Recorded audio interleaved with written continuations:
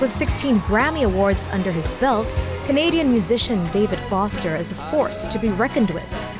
He's the man behind some of the biggest hits like I Have Nothing, Hard to Say I'm Sorry, and Voices That Care. And he also produced for platinum-selling artists like Celine Dion and Barbra Streisand. But David isn't taking things easy just yet. He's got a lot on his plate, and it includes projects here in Southeast Asia.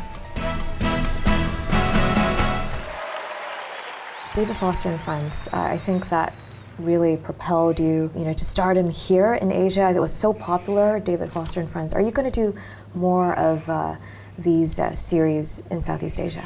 Well, you've struck a real chord with me, no pun intended, with Southeast Asia, because I really, really, really do love coming here. I've been here probably 20 times, and every time it's a great experience. And you know why? Because the people of Southeast Asia, Asia in general, but specifically Southeast Asia, they love music so much, and they feel that the people that write the music and produce the music are as important as the people that sing it, which allows me and gives me a platform to perform here in all these great countries, Malaysia and Indonesia and the Philippines and Singapore and Thailand. Yeah. They don't mind that it's not Celine or Whitney or Madonna or Bocelli up there singing. If it's somebody good and they know that I wrote the song and or produced it, they're happy. And they sing along, and it's a great experience for me.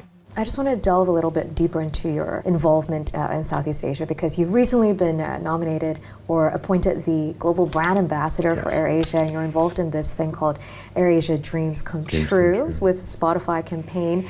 Tell us more about that.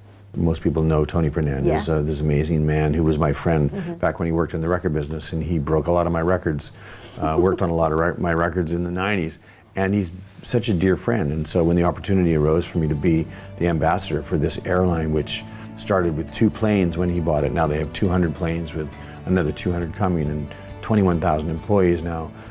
It's just amazing what he's done, and so it was a great connection, and we just came up with this idea, why not hold a talent contest, and have AirAsia sponsor it. So what is the X factor that you look out for when you're spotting talent? Because they don't call you David Foster Hitman for nothing. No. Yeah. Well, it's not just the singing or just the musicality, as you can imagine. I like to use this analogy. If I know I'm going to a party that Madonna's supposed to be at, when you walk in the room, you can feel whether she's in that room or not before you see her. Yes. Before you see her. And conversely, you can feel when she's left the room, even if you don't see her leave. That's star power, and that's the other half of the equation, because there's a million great singers out there. And Madonna herself, to name one, is not that great a singer, but she's just got that thing, it's just undeniable, That X factor. The X factor. XYZ factor. Yeah. If you want to just talk about singers like Whitney and Celine, for instance, both great singers, right? And I'd have to put Andrea Bocelli in there. I've worked with him for 20 years. And as far as men go, he's like my all-time favorite. When I'm around him, I feel like I'm with Mozart or Beethoven. He's that good to me. But just taking Celine and Whitney, although they're apples and oranges, Celine would always do exactly what I asked her to do for me. I'd warble something into the talkback, and she understood what I meant, and she would give it back to me. When I did that with Whitney, so she would give me something different than what I asked for. And sometimes it would be not what I wanted and not as good as what I wanted, but many times it would be more and greater than what I'd wanted. I wanted to ask you this. What is your favorite genre of music? Because, you've discovered like Josh Groban, you've worked with Renee Olstead, so there's a bit of the jazz thing going on.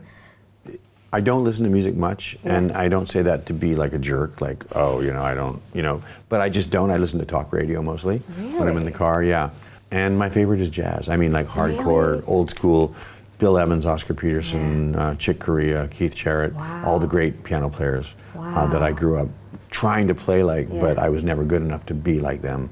Because jazz piano is really difficult.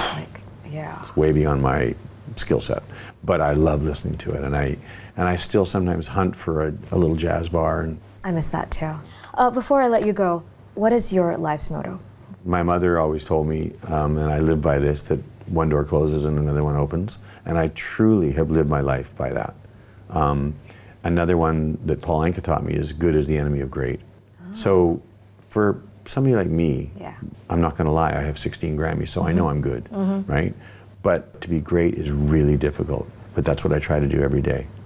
and you miss most days. But then on those days when you hit greatness, that's when you win a Grammy or you have a hit record. That's great advice. Thank you I'll so see you in the much, studio. David. Thank you so much. Thank you. That's awesome. Ain't she good?